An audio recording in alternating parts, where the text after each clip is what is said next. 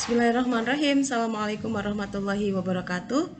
Selamat pagi adik-adik sekalian, calon mahasiswa Fakultas Ekonomika dan Bisnis FEB UMPP. Adik-adik sekalian, kenapa Bu Ais bilang calon? Karena nanti adik-adik pada hari Jumat akan dilantik atau disahkan menjadi mahasiswa Fakultas Ekonomika dan Bisnis atau FEB UMPP. Maka adik-adik akan menjadi bagian dari keluarga besar UMPP, terutama spesial keluarga besar Fakultas Ekonomika dan Bisnis. Adik-adik sekalian, pada acara kali ini Bu Ais diminta oleh kawan-kawan IMM, kakak-kakakmu, untuk memberikan atau menyampaikan materi yang terkait dengan tema keorganisasian. Adik-adik pasti pernah kan ya ikut organisasi, event itu enggak kok Bu, kami hanya di sekolah cuman ikut OSIS aja atau kami cuman ikut pramuka. That's organisasi kan gitu, karena organisasi itu adalah sekelompok orang, dua atau lebih, karena kalau sendirian namanya bukan berorganisasi, namanya halu atau namanya monolog atau namanya lagi adalah daydreaming, lagi ngelamun ya gitu ya. Ini bercanda aja sih ya. Oke, organisasi itu adalah apa sih sebenarnya? Organisasi itu beberapa orang ngumpul jadi satu, kemudian dia secara formal disatukan dalam sebuah kerjasama yang dia punya tujuan yang disepakati bersama, dan namanya organisasi gitu. Nah, apakah organisasi formal atau tidak formal nanti kita lihat gitu ya adik-adik ya. Paham ya? Kita lihat sekarang. Karena kita suka dengar gini, pengorganisasian. Perorganisasian itu apa? Perorganisasian itu proses bagaimana kita menyusun struktur organisasi, kemudian dilengkapi dengan tujuan-tujuan. Kenapa sih kita bikin organisasi itu, dan kemudian mengatur sumber-sumber kira-kira apa-apa saja yang kita butuhkan. Misalnya Bu Es kasih contoh ya, kalau di organisasi yang ada di UMPP, sebut misalnya organisasi ekstra yang kemudian kalau di Universitas Muhammadiyah Pekajan Pekalongan menjadi organisasi intra. Adik-adik pernah dengar kan ya ekstra dan intra ya. Kalau ekstra itu keluar, kalau intra itu dalam. Kalau ekstra itu di luar, kalau intra itu di dalam. Kalau organisasi di UMPP yang ekstra sebenarnya adalah misalnya adik-adik pernah dengar BEM kan ya? BEM atau waktu SMA OSIS namanya, Badan Eksekutif Mahasiswa, itu adalah organisasi intra. Kemudian ada UKM, Unit Kegiatan Mahasiswa, yang itu wadah teman-teman untuk menyalurkan hobi, menyalurkan bakat, menyalurkan minat. Kalau yang suka mikir sesuatu, kemudian dia bisa menganalisa sesuatu hal, logikanya main, dia bisa menyalurkan nalarnya atau kemampuan berpikirnya. Itu ada semua dalam organisasi intrakampus, atau biasanya mereka ada atau diwadahi dalam unit kegiatan mahasiswa atau UKM. Nah, kalau organisasi ekstra kampus itu yang di luar dia menjadi organisasi ekstra kampus, tetapi karena dia berada pada perguruan tinggi Muhammadiyah, maka organisasi ini menjadi organisasi intra, yaitu misalnya Bu Es sebutkan ada Ikatan Mahasiswa Muhammadiyah atau IMM. Nah, kalau IMM itu pengorganisasinya gimana? Pengorganisasian bisa secara formal, bisa secara informal. Proses kegiatan nyusun strukturnya dulu, awalnya bikin kegiatan musyawarah komisariat dulu, nunjuk satu orang atau beberapa orang dalam satu tim, namanya misalnya apa ya, kalau dalam IMM itu semacam formatur itu calon-calon pimpinannya. Nanti mereka kemudian IMM itu tidak langsung menunjuk satu ketua, tapi dia menunjuk formatur, kemudian dia bikin susunan struktur organisasi, lalu dia bikin misalnya deskripsinya, desk job-nya apa saja, tujuan-tujuan ini untuk apa, kemudian mereka akan melakukan hal-hal apa, itu namanya pengorganisasian.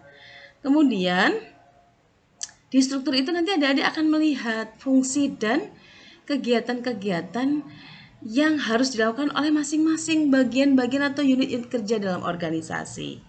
Misalnya nih, ada yang namanya kalau di IMM itu, boleh contohkan IMM ya, karena adik-adik berada pada atau dalam Universitas Muhammadiyah atau perguruan tinggi Muhammadiyah, maka boleh contohkan adalah IMM.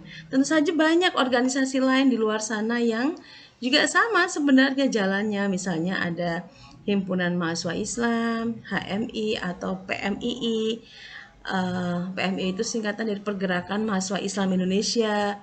Lalu ada PII, Persatuan Pelajar Islam Indonesia PII, ada kami Kesatuan Aksi Mahasiswa Muslim Indonesia.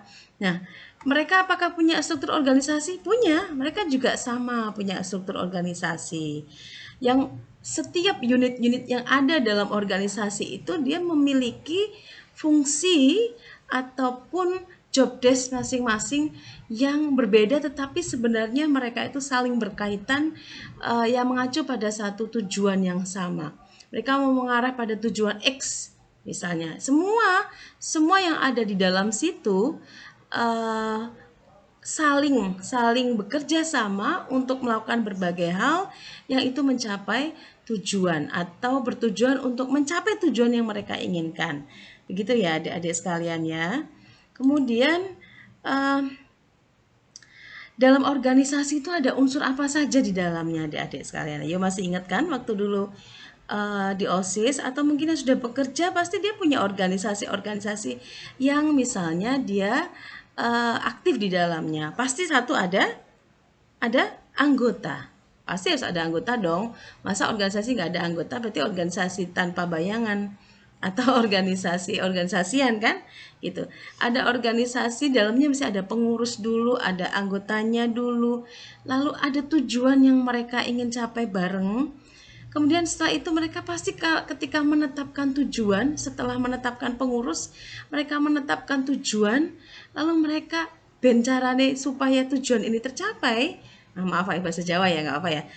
Dan caranya tercapai, mereka menerapkan aturan-aturan dalam organisasi. Kenapa? Karena setiap organisasi itu harus punya yang namanya aturan main. Kalau tidak nanti jadi berantakan. Kalau tidak nanti jadi senggol sana, senggol sini, nyikut sana, nyikut sini di dalamnya. Di dalamnya nanti acak-acakan, di luarnya mereka bisa saling bersenggolan. Dan itu tentu saja tidak nyaman adik-adik. Kenapa? Karena kalau tabrak-tabrakan kan sakit ya. Jadi jalan semua ibaratnya itu organisasi itu kayak gini loh adik-adik. Kayak mobil atau kayak alat transportasi. Misalnya adik-adik mau kemana ini? Mau ke Semarang. Nah, mau ke Semarang berarti adik-adik bisa pakai apa saja? Pakai travel bisa, pakai bis bisa, pakai mobil pribadi bisa, pakai kereta bisa. Semuanya punya tujuan yang sama toh? Tujuan yang sama adalah ke Semarang, tetapi jalannya ke Semarang itu pakainya macam-macam. Ada yang pakai kereta itu organisasi. Kalau mau diibaratkan seperti organisasi. Nah, di dalam misalnya di naik bis, dia pasti ada sopirnya, ada penumpangnya. Tujuannya ke Semarang. Aturannya adalah ketika saudara atau adik-adik masuk ke dalam bis itu, maka adik-adik harus membayar. Harus tidak ribut, harus tidak ngaco, duduk di dalam, tangannya tidak boleh dikeluarkan dari dalam bis. Itu aturan. Harus membayar tentu saja. Ketika adik-adik mau turun, adik-adik harus bilang dulu sama kondekturnya, "Bang, stop bang, kiri bang." Harus. Kenapa? Itu namanya pamitan kalau mau keluar. Kenapa? Kalau tiba-tiba meloncat keluar itu ya membahayakan tidak hanya adik-adik sendiri, tetapi juga orang yang ada di dalam bis itu. Paham ya adik-adik sekalian ya? Oke, kita lanjut. Jenis-jenis organisasi sekarang. Jenis-jenis organisasi itu banyak macamnya. Ada formal, ada non formal, ada informal. Formal itu berarti ada aturan-aturan yang jelas, ada anggaran dasarnya, ada anggaran rumah tangga yang disusun dengan sangat jelas, dilaporkan ke pemerintah, kemudian diresmikan, ada badan hukumnya gitu. Sementara kalau non formal ya di luar formal, tentu saja kebalikan dari formal itu sendiri. Kalau informal dia lebih bersifat skalanya skala lokal, misalnya keluarga itu adalah organisasi informal gitu. Karena aturan-aturan yang dibangun bukan aturan-aturan baku yang kemudian tertulis, disahkan, lalu kemudian harus diketok palu dan sebagainya, tidak, tetapi dibangun berdasarkan musyawarah bersama, eh, tanpa aturan-aturan yang mengikat, terlalu kaku dan sebagainya. Kemudian sifatnya dalam organisasi, ada dua sifat dalam dalam organisasi. Kalau ada diperhatikan ya, nanti coba ya perhatikan jangan terlalu jauh, misalnya di lingkungan RT adik-adik ada organisasi apa. Bu, itu Karang Taruna bisa namanya organisasi? Ya bisa Karang Taruna gitu. Sifatnya apa? Sifatnya independen atau independen? Kalau independen berarti dia berdiri sendiri, dia tidak memiliki hubungan konstitusi dengan organisasi lain. Tapi kalau non-independen berarti dia memiliki hubungan konstitusi dengan organisasi lain. Misalnya coba kita sebut kalau independen berarti misalnya um, apa ya, kalau non independen begini misalnya, kalau Boes boleh kasih contoh mending non independen. Non independen itu misalnya IMM. Apakah IM independen? Enggak, non independen. Kenapa? Karena dia punya hubungan konstitusi dengan organisasi lain. Apa itu? Misalnya dia adalah memiliki hubungan dengan yang namanya Pemuda Muhammadiyah, Nasihatul Aisyah. Kenapa? Karena mereka sama-sama berada pada satu aturan yang sama. Anaknya siapa? Anaknya Persyarikatan Muhammadiyah, atau mereka adalah organisasi otonom ortom yang di bawah Persyarikatan Muhammadiyah. Lalu ada juga bentuk organisasi itu macam-macam adik-adik. Misalnya ada organisasi profit dan non-profit. Profit itu yang misalnya dia mencari keuntungan seperti PT, perseroan terbatas, CV, koperasi, pertokoan, kemudian retail, organisasi perbelanjaan, lalu apalagi ya, eh, yang dia itu sifatnya lebih pada mencari keuntungan dari segi keuangan tentu saja. Tetapi kalau non profit banyak adik-adik bisa lihat, misalnya di tempatnya adik-adik ada Karang Taruna, ada IPPNU, ada Fatayat, ada Aisyah, ada kemudian Pemuda Hindu, ada Remaja Katolik, itu non profit. Kenapa? Karena dia mengedepankan hal lain di luar mencari keuntungan secara materi. Begitu ya adik-adik sekalian. Oke.